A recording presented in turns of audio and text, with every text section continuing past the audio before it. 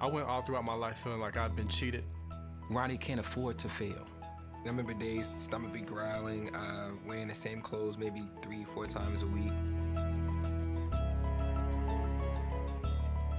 If you lose something, you always have to go and try again. Money is the motivation. You know, you have a life ahead of you. It's a waste of time to just stay here and do nothing with it. See, my brother, he didn't make it out. Of my friends that were in that neighborhood, some are dead, some are locked up. I knew it was a 50-50 chance that I would make it. Because here's what we're up against.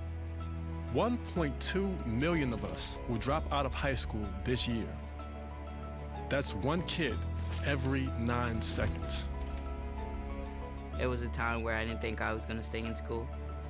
50% of African American, Hispanic, and Native American students will fail to graduate with our high school class. That's right, people, 50%. You have to have a certain faith and passion to not go down those roads. 75% of state prison inmates are high school dropouts. No surprise there. When you're a have-not, you try to figure out different ways to have. You might come out good or you might be dead. And the death rate for those of us who quit school, you don't even want to know. But there's one statistic that is more hopeful. 80% of dropouts would have stayed in school if there had been courses that were relevant to their lives, that could help them with the obstacles they face every day. This is the story of a competition and how a few of us learned skills that might help us beat the odds and find a way out. Skills like how to start a business, how to figure out profit and loss, how to talk to an investor, how to become an entrepreneur. You just hear so many kids who don't think school is important. They don't think math is important. They don't know why they have to go to English class. And they start entrepreneurship education programs and they take off because they realize, I've got to do math because I've got to do my economics of one unit. I've got to read and go to English class because I've got to put my business plan together. So the entrepreneurship definitely gives them a pathway to success. The Network for Teaching Entrepreneurship teaches these courses in low-income schools and then runs a competition. We get to see the kid who just came in from the hood and didn't have a clue, couldn't spell entrepreneur. I didn't even know what entrepreneurship meant.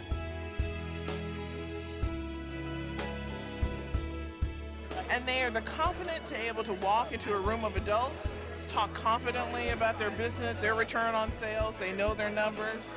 It's an amazing process. One day your struggles are going to prepare you for greatness. I don't want to end up falling through the cracks. With the regret of Not fulfilling my purpose. Being a disappointment. I don't want to end up in jail. Where I can't make my own decisions, turn my own key. I don't want to end up dead.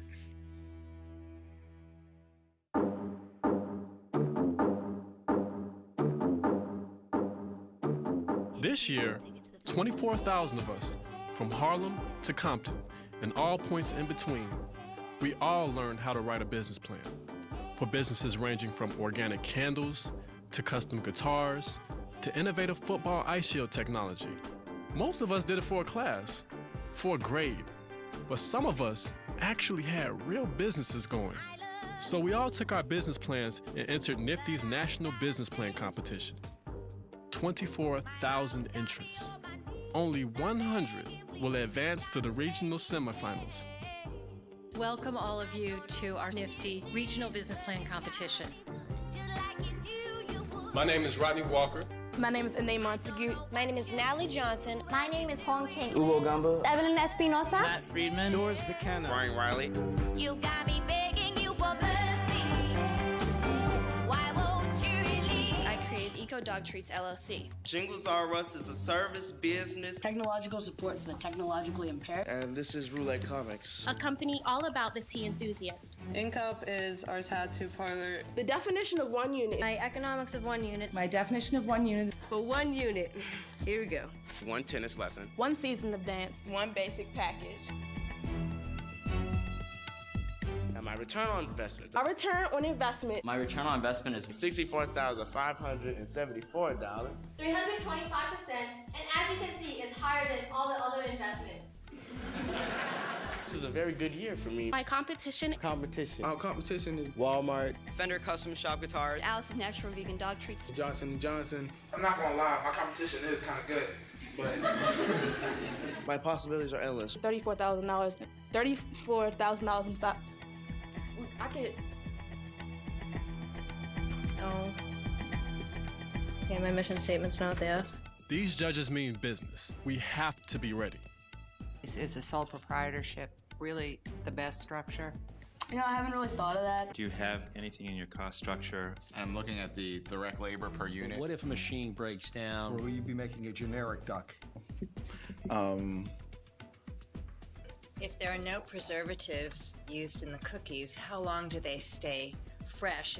Like 2 weeks later, I found one and I ate it and it was so good, so.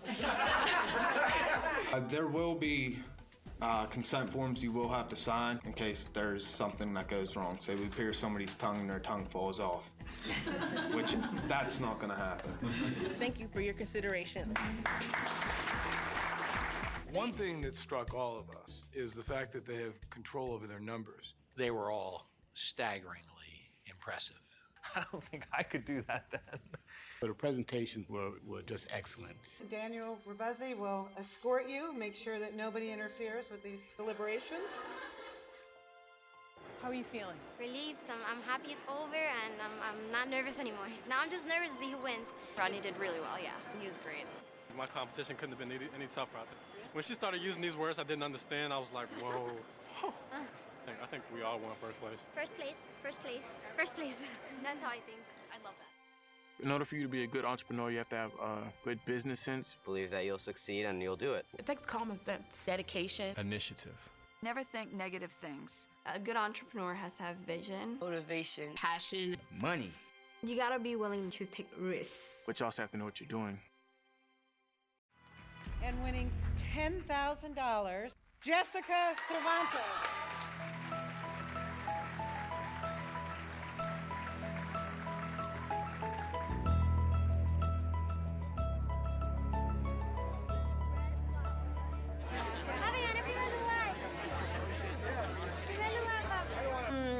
What I learned is first, not afraid to take risks. That I can do anything. That I'm a very sore loser. Sometimes I'm a little too overconfident. Stay confident, focus on your goals. This competition, it teaches you more than just entrepreneurship. It teaches you about real life. And my dad did everything he could do to try and cheer me up, tried to spend some money on me. I was like shedding a little bit of tears yesterday just because it was a long journey just coming. Really be persistent because you will find no as an answer more often than yes. My business is still going and I still have people waiting on me for when I get home. We keeping this business running even if we lost. I mean, I can't stop just because I didn't win the competition.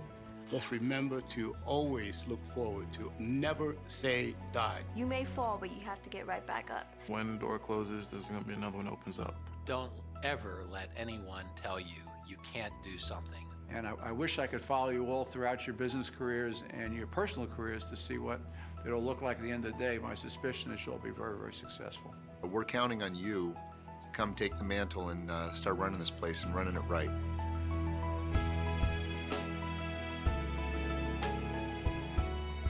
I didn't win this competition, but that's not the point.